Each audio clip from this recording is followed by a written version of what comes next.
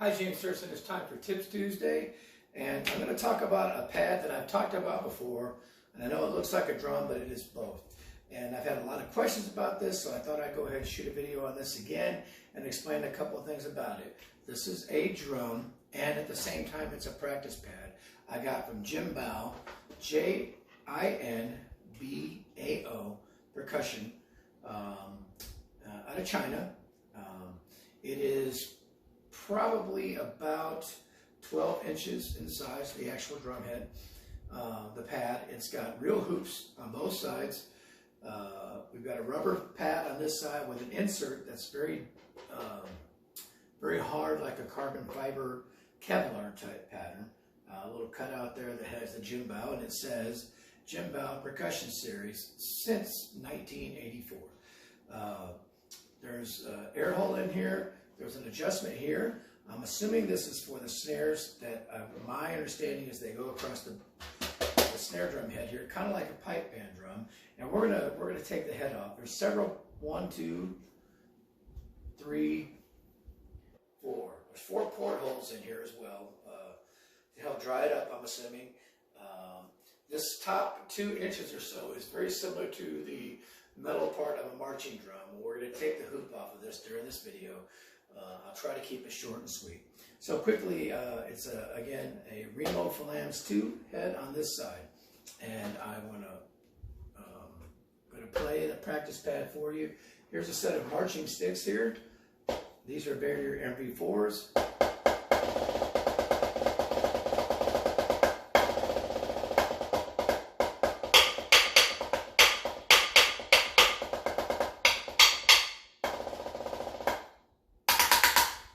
Insert.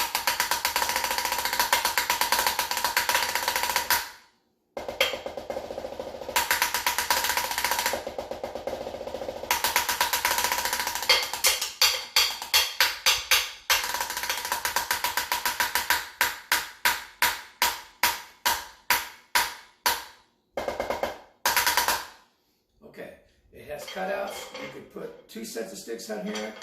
You can do 1 set, however you want to do it. There's little indentions into the hoop that allow you.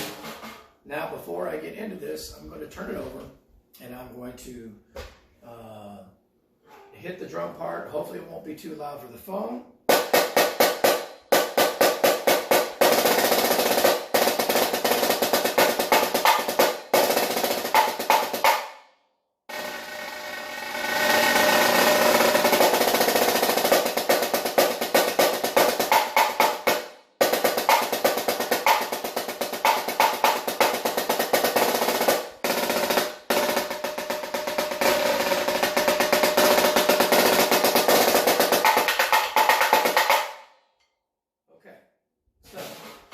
Again, it's a Kevlar head, so what I'm going to do quickly is somebody had sent me a question asking me what the inside of this was like, and the answer is I don't know. I've never taken it off.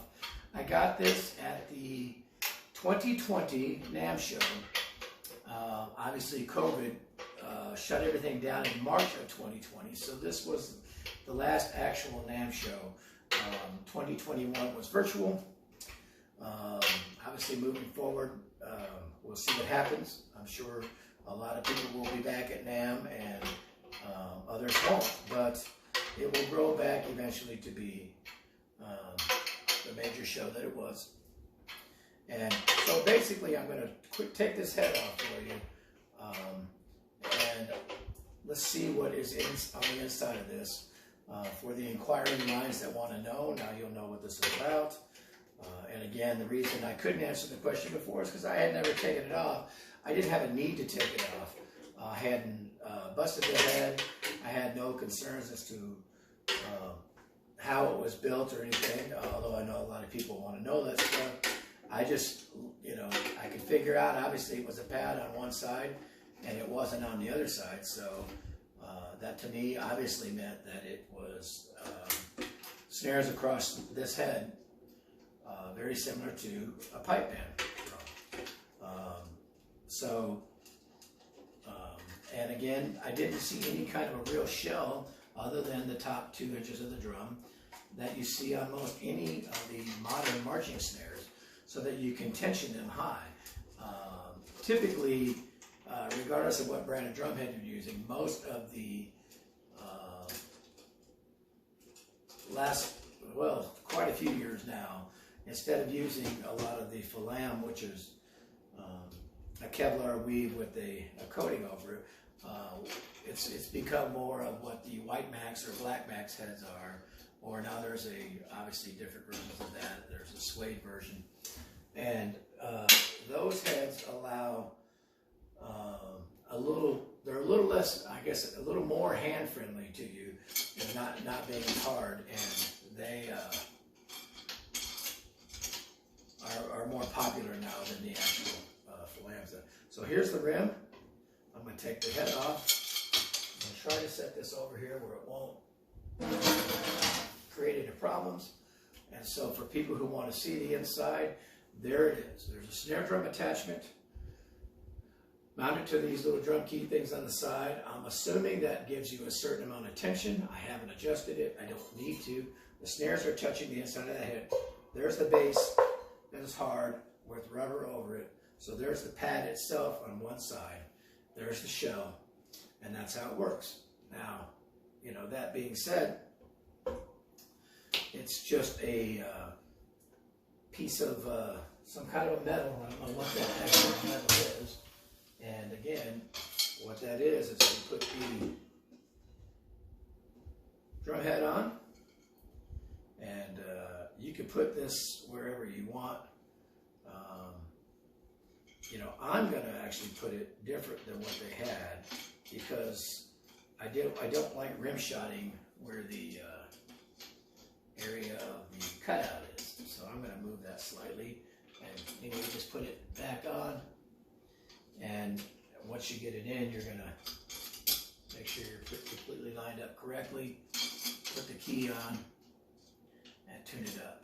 That does not feel right. There we go. Okay, so once I can kind of check that and get that set, I'm just going to put this marching key on here and do it until I meet resistance, which is the way I do a lot of these. When it comes to the marching type ones, the key is usually big enough that I can do that. And I'm not tightening in any way. I'm just getting it to a point where I'm meeting that, I guess you would say the hoop is flush with the washer on the tension rod. And no real tension being applied here, just meeting resistance. And just like a regular marching snare would be. And I know this is boring to sit here and watch, but I'm just basically answering the questions that people had sent me about this pad. So there it is, and it's I guess it's what a lot of people would call finger tight. So everything appears to be completely straight. So I'm gonna just kind of tune it up. I'm kind of skipping a lug on this. I know that a lot of people, when it comes to a Kevlar type head, they have different methods of tuning it. I think the big important thing is, I think originally most drum heads you went around, and the Kevlar one, originally it seemed like they just did small increments, but I see people do it in all kinds of ways. I think the important thing is, especially on the old style ones like this, is to not separate the weave. Okay, so now I'm just going to kind of go around and go kind of by feel, but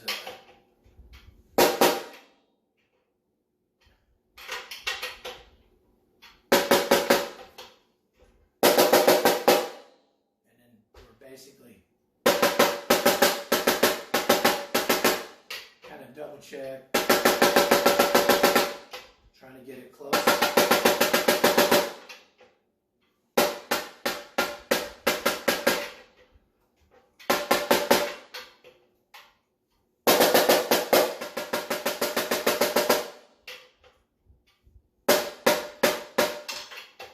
And of course, like any tuning, when you're going around, you are affecting it by changing one lug, so it's gonna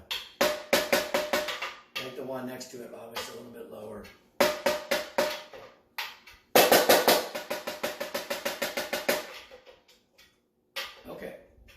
got it tuned up roughly there. So now, again, back to the Kevlar head.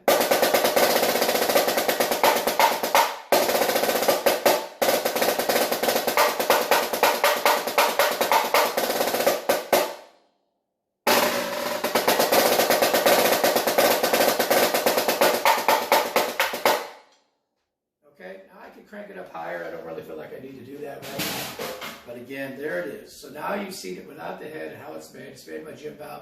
It's pretty heavy, but again, it's kind of the best of both worlds. I think it's great for teaching. Again, it's not 14 inches, so it's not going to be exact when it comes to